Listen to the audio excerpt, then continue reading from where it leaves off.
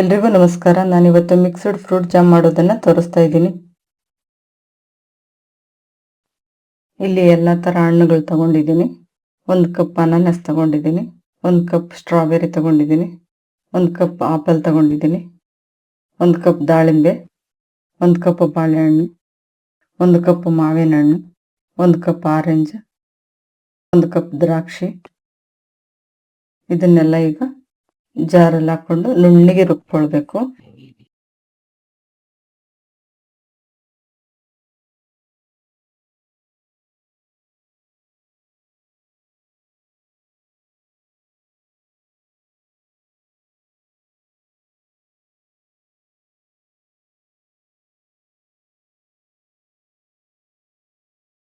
ಹೀಗೆ ರುಬ್ಕೊಂಡಾಗಿದೆ.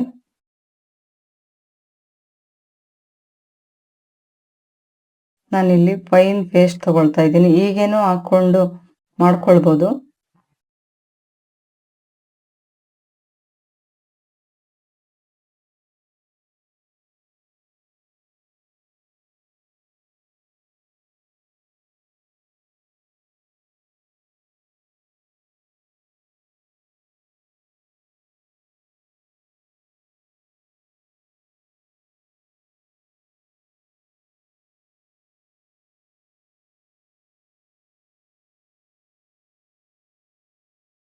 ಈ ತರ ಸಿಪ್ಪೆ ನಮ್ಗೆ ಬೇಕಾಗಿಲ್ಲ.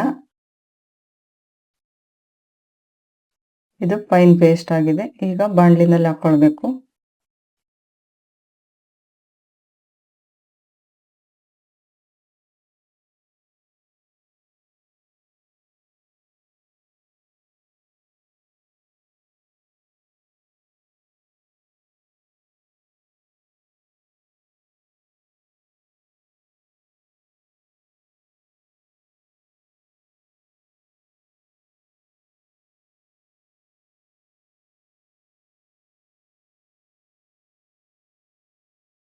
ಇಲ್ಲಿ 1 ಕಪ್ ಸಕ್ಕರೆ ಸೇರಿಸ್ಕೊಳ್ತಾ ಇದ್ದೀನಿ. ಸಕ್ಕರೆ ನೋಡಿಕೊಂಡು ಹೆಚ್ಚು ಕಡಿಮೆ ಮಾಡ್ಕೊಳ್ಬೋದು.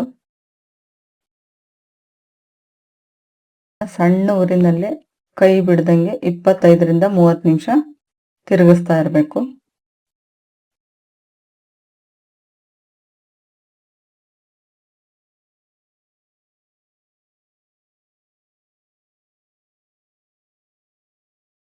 ಒಂದು ತುಂಡು ಚಕ್ಕೆ ಸೇರಿಸ್ಕೊಳ್ತೀನಿ.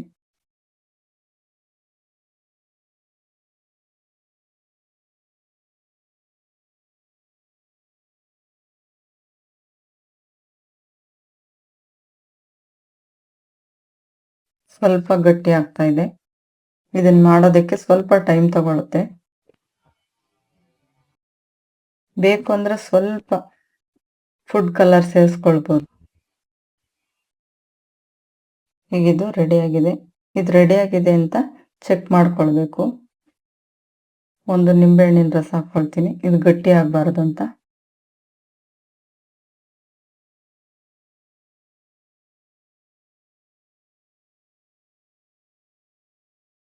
ಈ ತರ ಒಂದು ಪ್ಲೇಟಲ್ಲಿ ಹಾಕಿ ಅದನ್ನ ನೀರ್ ತರ ಹರಿಬಾರ್ದು. ಕರೆಕ್ಟಾಗಿ ಇದು ರೆಡಿ ಆಗಿದೆ.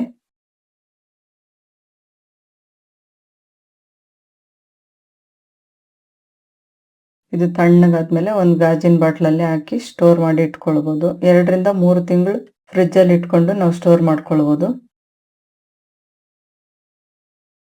ಈ ರೆಸಿಪಿ ನಿಮ್ಗೆ ಇಷ್ಟ ಆದ್ರೆ ಲೈಕ್ ಮಾಡಿ, ಸಬ್ಸ್ಕ್ರೈಬ್ ಮಾಡಿ. Thank you.